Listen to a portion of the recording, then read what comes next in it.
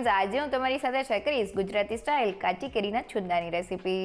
તો ચાસણી લેવાની ઝંઝટ વગર આ છુંદાને આપણે એકદમ નવી ટ્રીક સાથે કુકરમાં તૈયાર કરશું. સાથે છુંદાને બનાવવા માટે આપણે કોઈ પણ જાતની ખાંડ કે સાકરનો ઉપયોગ નહીં કરીએ. ગોળ સાથે છુંદાને તૈયાર કરશું અને તે સ્વાદમાં બહુ જ ટેસ્ટી લાગશે. તો એકવાર બનાવીને આખું વર્ષ સુધી સ્ટોર કરી શકાય તેવો આ છુંદો થેપલાને ભાખરી સાથે ખાવાની મજા આવી જાય છે. તો ચાલો રેસીપી શરૂ કરીએ. આખા વર્ષ માટે કાચી કેરીનો છુંદો બનાવવા મેં વજનમાં 800 ગ્રામ અને 2 મોટી સાઇઝની રાજાપુરી કેરી લીધેલી છે. તો છુંદા માટે આ રીતની કાચી અને જાડી કેરીની પસંદગી કરવી, જેમાં ઘરનો ભાગ વધારે હોય. કેરીના ડીટીયાના ભાગને કાઢી લઈએ અને પીલરની મદદથી કેરીની છાલને કાઢી લઈએ. તો મેં કેરીની પતલી છાલ નીકળી ગયા પછી તે આ રીતની ગ્રીન દેખાય છે. હજી આપણે કેરીની છાલ ત્યાં સુધી કાઢવાની છે જ્યાં સુધી તે સફેદ ન દેખાય. તો કેરીની છાલમાં તુરાશનું પ્રમાણ રહેલું હોય છે. છાલને સારી રીતે કાઢી લેવાની છે. તો તમે જોઈ શકો છો કે મેં કેરીમાંથી બધી જ ગ્રીન છાલને કાઢી લીધેલી છે. હવે તેને ખમણી લઈએ. તો કેરીને ખમણવા માટે મેં જાડી ખમણી લીધેલી છે. કેરીને ઉપર નીચે કરતા જઈને ખમણી લઈએ. તો મેં બંને કેરીને ખમણી લીધેલી છે અને તમે જોઈ શકો છો કે કેરીનું આ રીતનું જાડું છીણ તૈયાર થયું છે. તો કાચી કેરીના છુંદાને આપણે આખા વર્ષ માટે સ્ટોર કરીએ છીએ. છુંદો બનાવતી વખતે કેરી એકદમ કાચી હોય અને ખટાશવાળી હોય તેની આપણે પસંદગી કરવાની છે. અહીંયા મેં છુંદામાં રાજાપુરી કેરીનો ઉપયોગ કરેલો છે. આ સિવાય તમે કાચી કેરીમાં વનરાજ કેરી કે પછી લાડવા કેરીનો ઉપયોગ પણ કરી શકો છો. સાથે કાચી કેરીને આપણે ઘરમાં રહેલી જાડી ખમણીથી ખમણવાની છે. જો કેરીને આપણે ઝીણી ખમણીથી ખમણી લેશું તો જ્યારે છુંદો તૈયાર થશે ત્યારે કેરી એકદમ મેશ થઈને રસા સાથે ભળી જશે. જાડી ખમણી સાથે કેરીનું છીણ અથાણામાં એકદમ પરફેક્ટ લાગશે.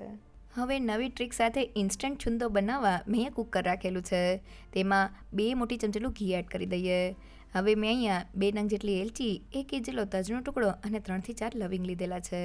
તેને ઘીમાં એડ કરીને થોડા શેકી લઈએ. તો ઘીમાં સૂકા મસાલા એડ કરવાથી આપણો છુંદાનો સ્વાદ એકદમ સરસ આવે છે. તો મસાલા સારી રીતે સતળાઈ ગયા છે.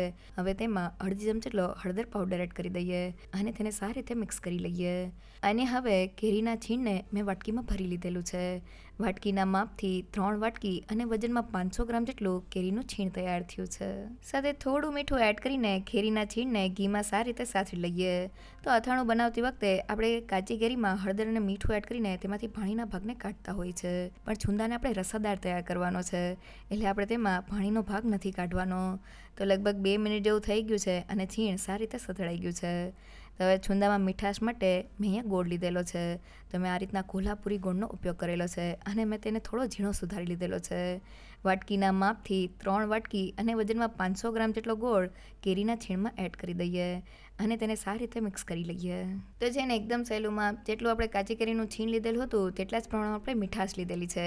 3 કપ અને વજનમાં 500 ગ્રામ જેટલી કાચી કેરીના છીણ સાથે આપણે 3 કપ અને વજનમાં 500 ગ્રામ જેટલો ગોળ લીધેલો છે. બંનેનું માપ સરખું રાખેલું છે. અહીંયા જો તમને છુંદો વધુ મીઠાશવાળો ભાવતો હોય તો તમે ગોળનું પ્રમાણ થોડું વધારી શકો છો. બસ એ વાતનું ખાસ ધ્યાન રાખવું કે અથાણું બનાવતી વખતે હંમેશા કોલ્હાપુરી ગોળનો જ ઉપયોગ કરવો, દેશી ગોળ ના લેવો. તો તમે જોઈ શકો છો કે ગોળ એકદમ સારી રીતે કાચી કેરીમાં ઓગળી ગયું છે અને મિક્સર આ રીતના ઉકળવા લાગ્યું છે. તો મિક્સરમાં આ રીતના બબલ્સ આવે એટલે તરત જ કુકરનું ઢાંકણ બંધ કરી દઈએ અને હાઈ ગેસની ફ્લેમ પર ફક્ત 1 વિસલ કરી લઈએ. તો કુકરમાં ફક્ત 1 જ વિસલમાં આપણો છુંદો તૈયાર થઈ જશે. અહીંયા આપણે એ વાતનું ખાસ ધ્યાન રાખવાનું છે કે આપણે વધુ પડતી વિસલ નથી કરવાની, નહીં તો આપણી કાચી કેરી ઓવરકુક થઈ જશે અને છુંદો બરાબર નહીં બને. તો 1 વિસલ થઈને આપણું કુકર ઠરી ગયું છે. હવે તેને ખોલી લઈએ. તો ફક્ત 1 જ વિસલમાં આપણો કાચી કેરીનો છુંદો તૈયાર થઈ ગયો છે. ચમચામાં લઈને કાચી કેરીને જોઈએ તો કાચી કેરીનું છીણ આ રીતનું ટ્રાન્સપરન્ટ થઈ ગયું છે. મીન્સ એ સારી રીતે કૂક થઈ ગયું છે. ચમચામાંથી કેરીનું છીણ અને રસો એક સાથે પડે છે. મીન્સ આપણો રસો ઘટ થઈને તૈયાર થઈ ગયો છે. આંગળીની મદદથી રસાની કન્સિસ્ટન્સી ચેક કરીએ તો તેમાંથી આ રીતનો એક તાર થાય છે. મીન્સ આપણી ચાસણી એકદમ પરફેક્ટ તૈયાર થઈ ગઈ છે. તો હવે મિક્સરને ઠંડુ કરવા માટે રાખી દઈએ. તો લગભગ 15 થી 20 મિનિટ જેવું થઈ ગયું છે અને મિક્સર ઠંડુ થઈ ગયું છે. તો હવે તેમાં 1 ચમચી જેટલો શેકેલા જીરાનો પાવડર અને મેં અહીંયા 2 મોટી ચમચી જેટલું કાશ્મીરી લાલ મરચું પાવડર લીધેલું છે. તેને એડ કરીને સારી રીતે મિક્સ કરી લઈએ. તો છુંદામાં તીખાશનું પ્રમાણ તમે તમારા ટેસ્ટ પ્રમાણે વધુ કે ઓછું કરી શકો છો. બસ એ એ વાતનું ખાસ ધ્યાન રાખવાનું છે કે મિક્સર ઠંડુ થાય પછી જ આપણે તેમાં લાલ મરચું પાવડર એડ કરવાનું છે, જેથી તે જરા પણ કાળું ન પડે. તો બધી વસ્તુ મિક્સ થઈને આપણો એકદમ રસાદાર ગોળ સાથે કાચી કેરીનો છુંદો બનીને તૈયાર થઈ ગયો છે. અને એ છુંદાને ભરવા માટે મેં કાચની બોટલને ધોઈને થોડી વાર માટે તડકે તપાવી દીધેલી હતી. તેમાં છુંદાને ભરી દઈએ. તો છુંદો ભરાઈ જાય એટલે બોટલની કિનારીને ટીશ્યુ પેપરથી સાફ કરી દઈએ અને હવે તેને બંધ કરી દઈએ.